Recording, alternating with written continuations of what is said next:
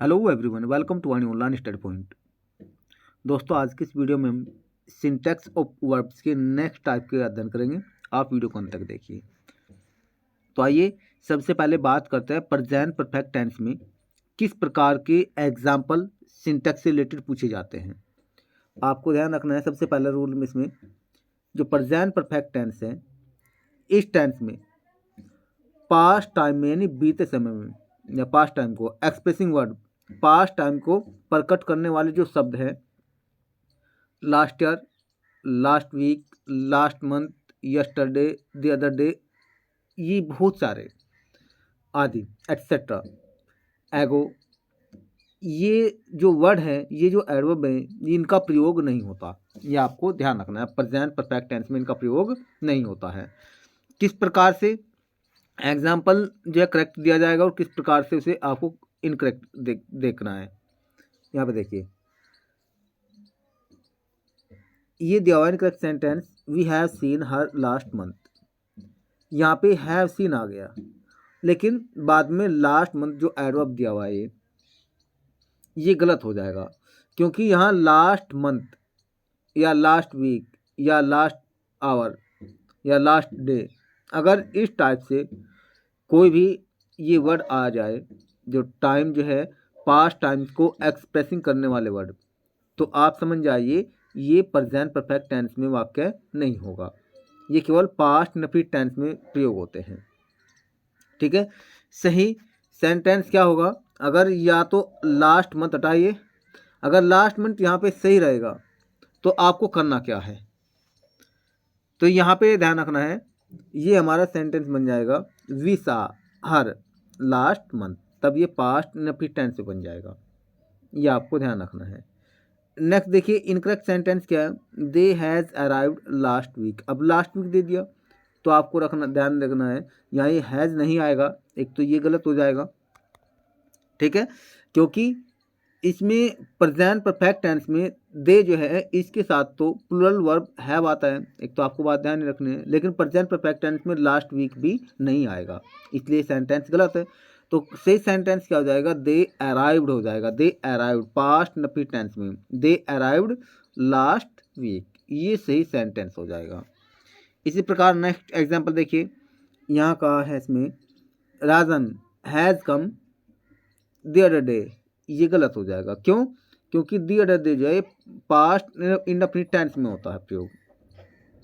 तो राजन हैज़ कम ये हट जाएगा, केम हो जाएगा, पास्ट इंडेफिनिट टेंस में मैन वर्ब की सेकंड फॉर्म आगे पॉजिटिव सेंटेंस में, और फिर the other day, the other day. तो इस प्रकार आपको ध्यान रखना है कि किस प्रकार सेंटेंस करेक्ट होगा और किस प्रकार सेंटेंस इनकरेक्ट होगा, ये आपको ध्यान रखना है।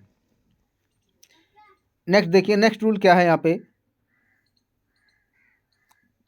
प्रेजेंट परफेक्ट टेंस में वाक्य अगर पॉजिटिव हैं तो आपको ध्यान रखना है, अगर ये सब्जेक्ट है, ही, शीट या सिंगुलर कोई भी सब्जेक्ट हो, तो इनके साथ में हेल्पिंग ऑफ हैज का प्रयोग करके मैन वर्ब की थर्ड फॉर्म का प्रयोग होगा, ये आपको ध्यान रखना है। जैसे यहाँ पे ही हैज़ गॉन, ये सही है, लेकिन ही हैज़ गो या वेंट अगर लिख दिया तो ये गलत हो जाएगा, क्योंकि हैज़ या हैव के साथ में मैन वर्ब की थर्ड फॉर्म आती है, ये भी आपको ध्यान रखना है। नेक्स्ट है, जैसे यहाँ पे कहा है her husband has arrived at home, ये तो सही है, लेकिन मिस्टेक क्या दी जाएगी ये भी आपको ध्यान रखना है। मैं यहाँ पे हर हस्बैंड हैज़ अराइव या तो फर्स्ट फॉर्म दे दी जाएगी, यहाँ पे फर्स्ट फॉर्म दे देगा, या यहाँ पे हैज़ के स्थान पर हैव दे देगा, ये गलत हो जाएगा, ये आपको ध्यान रखना है। नेक्स्ट जो है बी टाइप में क्या है?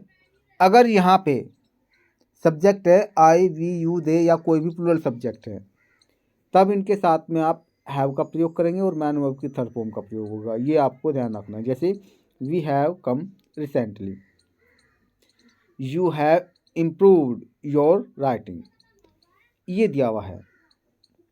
तो आपको ध्यान रखना है, अगर ये सब्जेक्ट है तो इनके साथ में है और मैन वर्ब की थर्ड फॉर्म, अगर सब्जेक्ट ये है और इनके साथ में हैज आ गया और फर्स्ट फॉर्म लिखा तो गलत हो जाएगा, ये आपको ध्यान रखना है।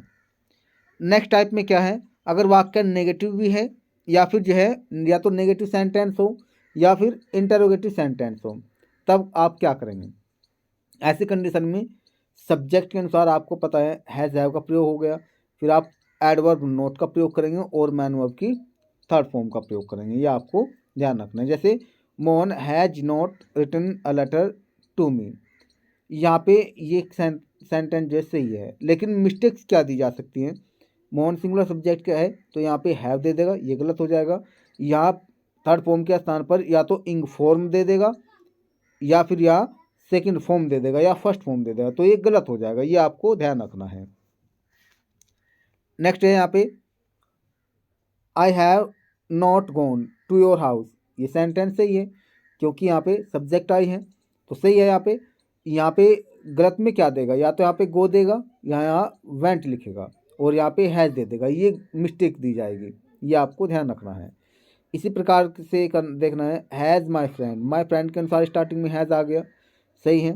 थर्ड फॉर्म आया तो भी सही है, लेकिन मिस्टेक क्या होगी, हैज़ के स्थान पर हैव दी जा सकती है और टेकन थर्ड फॉर्म के स्थान पर टुक सेकंड फॉर्म या टेक फर्स्ट फॉर्म लिखी जा सकती है या इंग फॉर्म लिखी जा सकती है इनके साथ में, तो ये आपको ध्यान रखना है। अब आप देखिए प्रेजेंट परफेक्ट टेंस में कौन से एडवर्ब या एडवर्बियल जो फ्रेज है जिनका प्रयोग होता है, ये देखिए। एक तो एवर का अर्थ होता है कभी या अब तक किसी समय। ये जो एडवर्ब है ये प्रयोग होगा प्रेजेंट परफेक्ट टेंस में। ऑफन का अर्थ है प्रायः या अक्सर, ये भी प्रेजेंट परफेक्ट टेंस में प्रयोग होता है जितने भी लिखे हैं। लेटली का अर्थ होता है हाल में। फोर का अर्थ है से, अनिश्चित समय के लिए। सिंस का अर्थ है से, निश्चित समय के लिए। नेवर का अर्थ है कभी नहीं। सेवरल टाइम्स यानी कई बार, अनेक बार। रिसेंटली का अर्थ भी हाल ही में होता है। ऑलवेज हमेशा, सदैव। यट का अर्थ है अभी या अभी तक, अब तक। ओकेशनली का अर्थ होता है कभी कभी। सो फार होता है, इससे भी संबंधित क्वेश्चन आता है एग्जाम में। सो फार का अर्थ होता है अब तक या जहां तक। ऑलरेडी का अर्थ है पहले ही। अप टू नाउ का अर्थ होता है अभी तक। जस्ट का अर्थ है अभी अभी। जस्ट का अर्थ क्या है, अभी अभी या तुरंत। अप टू द प्रेजेंट, इसका अर्थ होता है वर्तमान समय तक। During the last few years,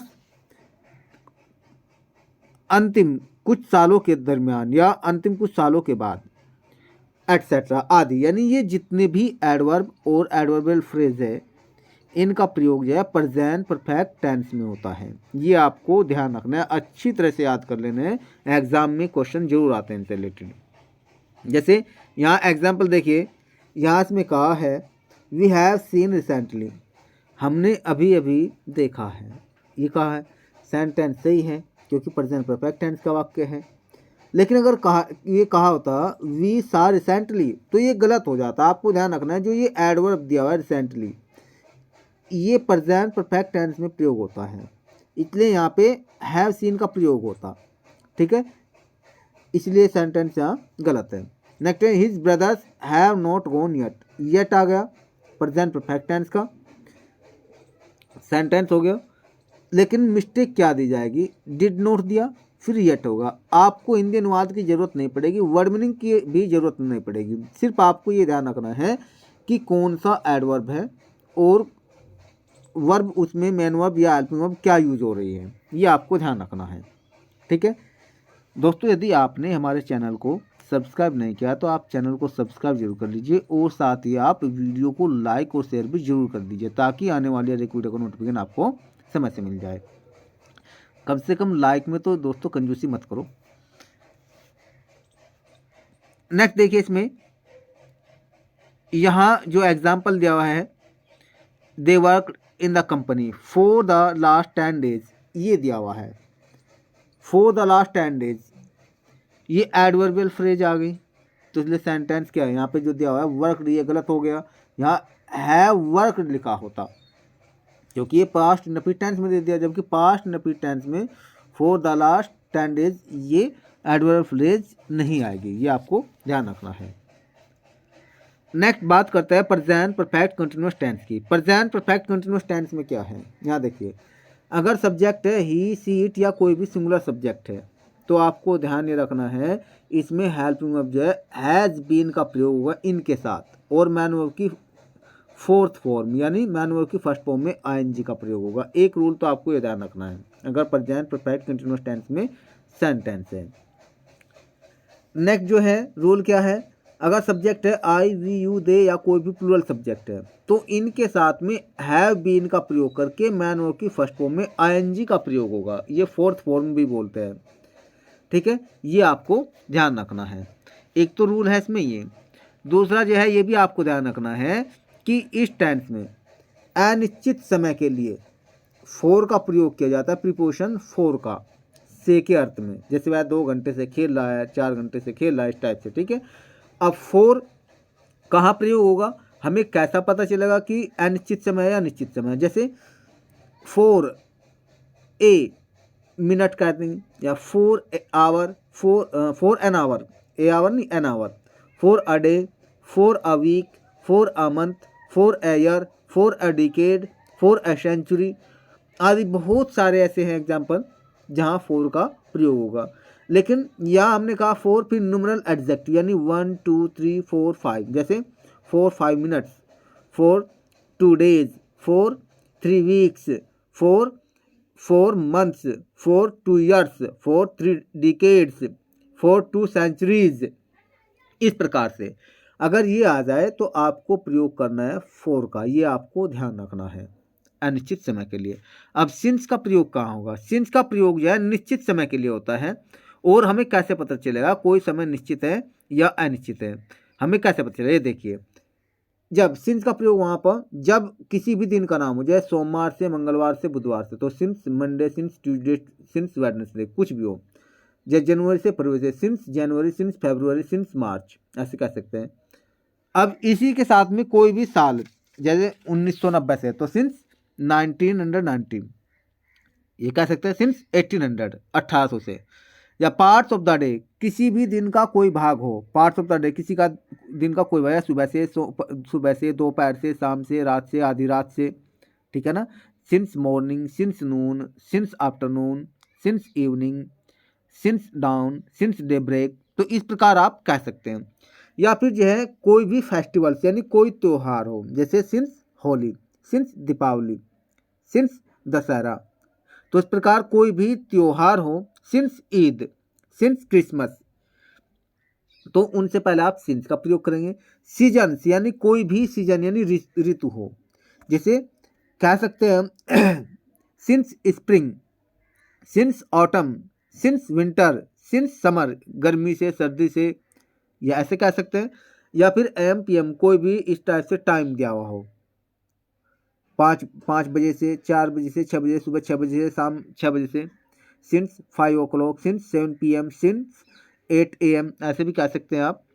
stage of one's life, या किसी की भी जीवन की कोई अवस्था हो, तब भी आप कई का प्रयोग करेंगे, सिंस का प्रयोग करेंगे। जैसे सिंस हर चाइल्डहुड, उसके बचपन से, सिंस माई यूथ, मेरी युवावस्था से, ऐसे कह सकते हैं, तो वहाँ सिंस का प्रयोग होगा।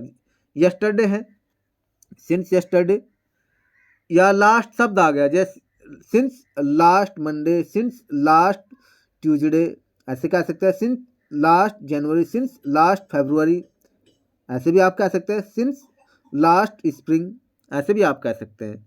तो ये जो है इनके साथ में सिंस का प्रयोग होगा, ये आपको ध्यान रखना है। लेकिन अगर ये दे दिया इनके साथ में 4 आ गया तो गलत हो जाएगा, ये भी आपको ध्यान रखना है। नेक्स्ट जो है इसमें किस प्रकार के क्वेश्चन आ सकते हैं, ये देखिए आप, जैसे यहाँ पे कहा है he has been playing since morning. अगर आपको पता चलेगा कि सिंस या 4 का प्रयोग हो रहा है, ठीक है, और फिर उसके बाद में जैसे भी किसी दिन का भाग हो, या किसी साल का नाम हो, साल हो, कोई महीने का नाम हो, दिन का नाम हो, त्योहार का नाम इस टाइप से आया हुआ है, तो आपको समझना है ये प्रेजेंट परफेक्ट कंटिन्यूअस टेंस का वाक्य है, यानी सब्जेक्ट के साथ हेल्पिंग वर्ब हैज़ बीन या हैव बीन का प्रयोग होगा, और मैन वर्ब की फर्स्ट फॉर्म में आईएनजी दी जाएगी। लेकिन मिस्टेक्स क्या दी जा सकते हैं, मान लीजिए ये आ गया यहाँ पे हैज़ आ गया, बीन हटा दिया, इसमें प्लेइंग और सिंस मॉर्निंग यहाँ से दिया जाएगा। इसमें से या तो बीन हटा दिया जाएगा या यहाँ पे बी लिख दिया जाएगा तो गलत हो जाएगा, या हैज़ बीन तो सही है, प्लेइंग में से आईएनजी हटा दिया जाएगा, प्लेड लिख देगा वो या प्ले लिख देगा। ठीक है, ये आपको ध्यान रखना है। ऐसे ही they have been cooking for an hour, ये भी आपको ध्यान रखना है। सेम वही लॉजिक है इसका, भाई हैव बीन है, कुकिंग है, ये स्ट्रक्चर है तो सही है, लेकिन मिस्टेक कैसे दी जा सकती है?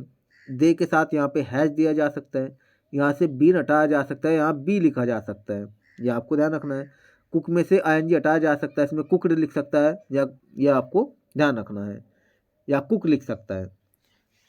एन आवर के स्थान पर या फोर के स्थान पर सिंस लिखा जा सकता है। तो इस प्रकार आपको ध्यान रखना है। आशा करते हैं दोस्तों आपको वीडियो अच्छी लगे। यदि आपको दोस्तों वीडियो अच्छी लगे तो आप लाइक करना ना भूलें और साथ ही चैनल को सब्सक्राइब करना ना भूलें, ताकि आने वाले एक वीडियो का नोटिफिकेशन आपको समय से मिल जाए। फिर मिलते हैं नए वीडियो में नए कंटेंट के साथ। वीडियो को अंत तक देखने के लिए थैंक यू।